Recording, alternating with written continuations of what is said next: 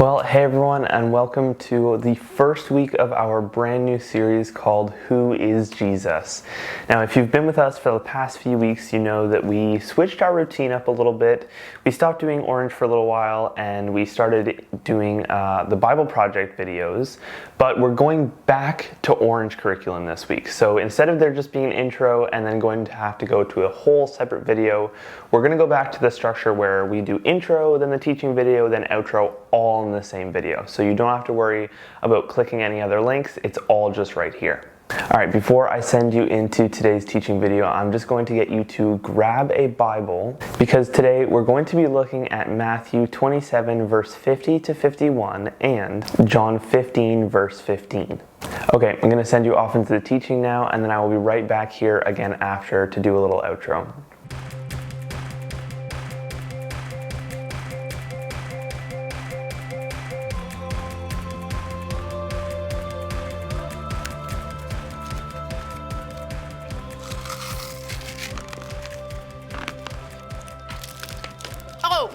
Hey everyone, I'm Jean. Easter is one of my favorite holidays, and it's not just because the candy is amazing. I mean, I'm gonna save this for later. I love Easter because it gives us a chance to remember all that Jesus has done for us.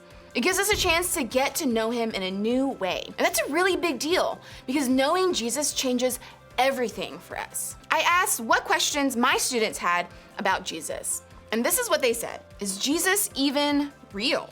Am I supposed to talk to Jesus? Is Jesus really God too? How do I know I'm close to Jesus if I can't see him? It's a really good question. Was Jesus a man who actually lived on earth? What does it mean to have a relationship with Jesus? And what did Jesus really do for me? I mean, these are all such really good questions. And I've asked quite a few of these questions myself. If you've asked any of these questions before, I want you to know it's okay to ask. In fact, Jesus wants you to ask because asking is what helps you know him more. And that's really the goal of this whole faith thing. So, before we jump into discovering more about who Jesus is today, let me tell you a quick story. There was one time I decided to go on this kind of academic camp thing, and it was all these different kids from different schools that gathered together at this university, and I was the only student from my school that got accepted to go. And this was in a totally different place. We had to drive 3 hours to get there. And the first thing we did was eat dinner. And I didn't know anybody.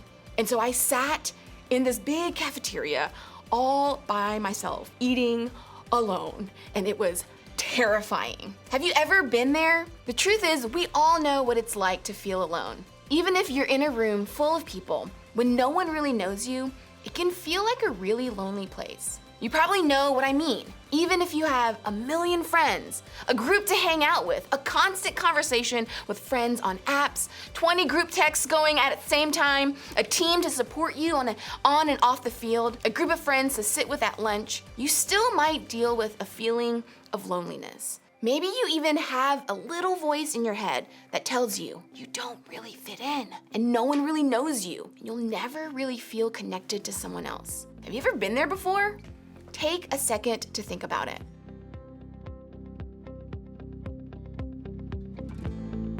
The reason I know you might think this, well, besides the fact that I've thought it at a time or two myself, there's actual research that proves it. Let's say these guys represent actual people. In a study of middle and high school students, 40% of people said they felt lonely or disconnected from others most of the time. That's 4 out of 10 people that probably feel alone or left out on a regular basis. 4 of the 10 of your friends. 4 out of 10 of the people here at church or in your class. Even when you're surrounded by others, 40% of teens still feel disconnected. In fact, for most of us, it can feel like there's something that keeps us from being with other people. I mean, sure, we can see or hear what's going on over there, but there's something that's keeping us from being able to join in. There's something that's keeping us from connecting. There's something between us and them, and that makes us feel like we're left all alone out here. So what if I told you that you're not alone? For starters, you're definitely not the only one who feels this way. Everyone struggles with this feeling of being disconnected or alone at times. But beyond that, you're not alone because of Jesus. Now listen, I know you might be thinking, not alone because of Jesus? I mean, what does that even mean? Well, I say it because I think it's true. And maybe you do too. Maybe the idea of Jesus being with you makes things feel better for you. Or maybe the idea of Jesus being with you is just confusing. Maybe the idea of Jesus, God's Son, sent to earth to save us, doesn't change all that much for you. The idea of a God who seems far away, old, and distant is not exactly helpful. It doesn't feel helpful when your friends leave you out, or you feel like an outsider in your own family, or when you just feel disconnected. In those moments, what does Jesus mean for you really? If that's how you feel, I get it. But stick with me, because I think that by asking questions about who Jesus is, we'll discover just how much knowing Jesus really does change everything, including when we feel disconnected. Conversations about who Jesus really is come up a lot around this time of year. Easter celebrates the moment in history when Jesus died and then came back to life. And while it's this really amazing, incredible thing that happened, it's also something that has made people ask a lot of questions along the way. Questions about who Jesus is and what his death on the cross means for us. And since it's okay to ask questions when it comes to our faith, I want to dive into some of that stuff with you today. To kick things off, we're going to jump right to that moment at the end of Jesus' life. But first, let me give you some background. Jesus lived in ancient Israel and grew up in first century Jewish culture.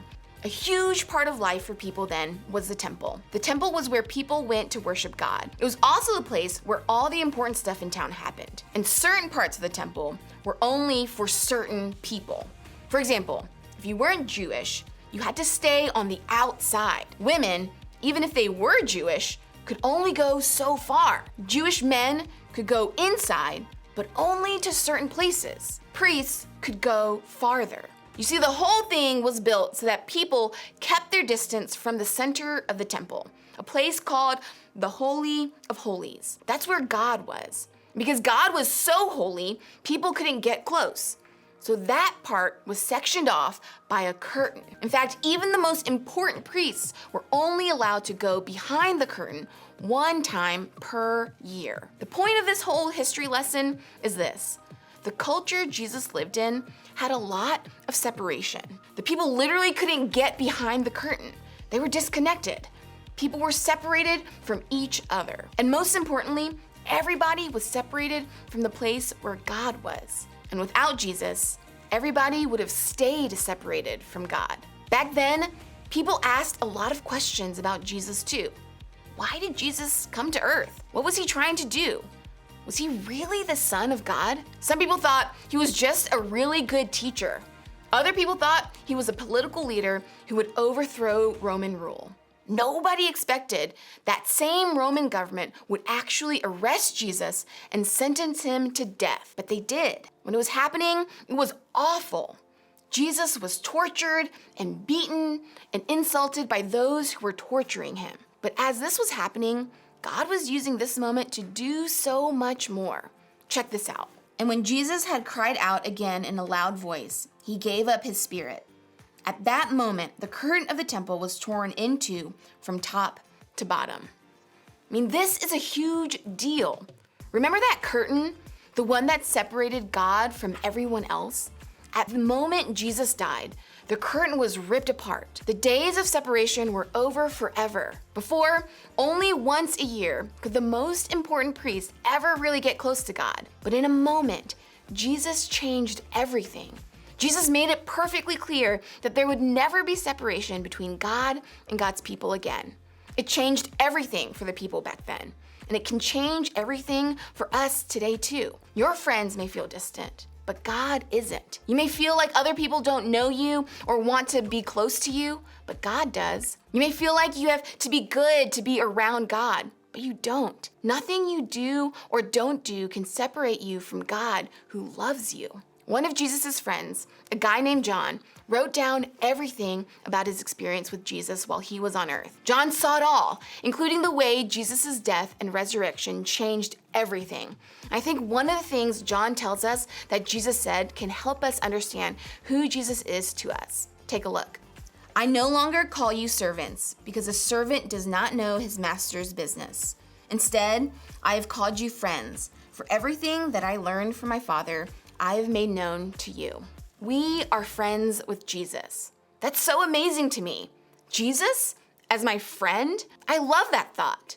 But as cool as that is, I think there's more to it than that. It's not just, we're friends so we can hang out and go camping and stuff.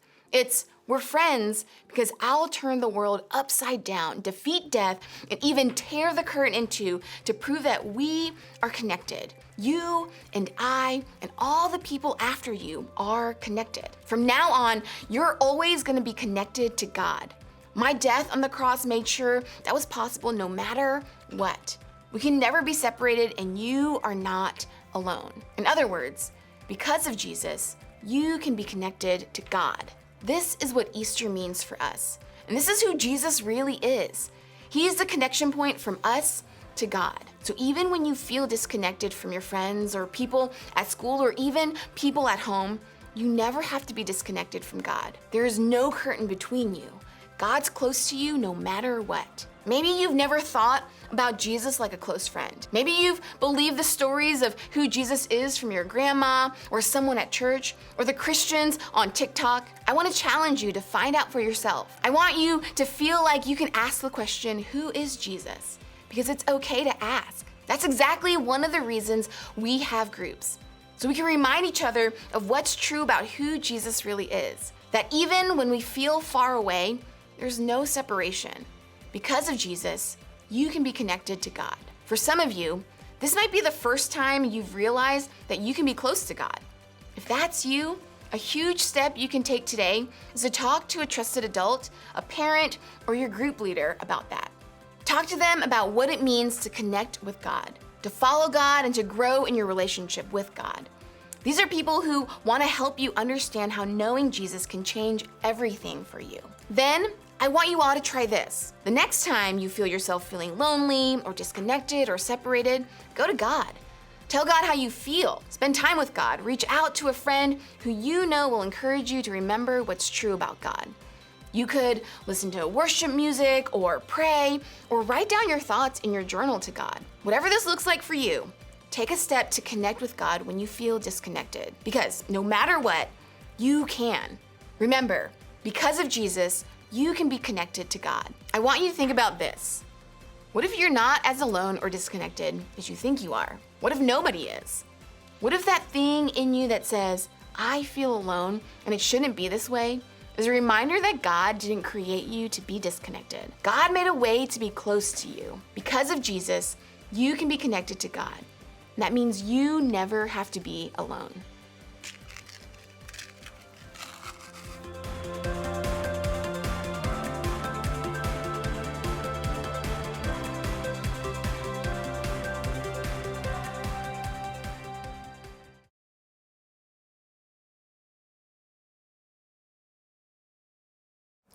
Well, welcome back. Hope you enjoyed today's video. I just want to ask you one question before you head off for the day. And this is something that you can be thinking about for the next few days. What is one way that you can really connect with God? And instead of just coming up with an answer and then just moving on, I want you to actually try it out this week and see what happens. Alright everybody, that is it for week number 1 of our brand new series called Who is Jesus? And I hope to see you again very soon. See you guys later.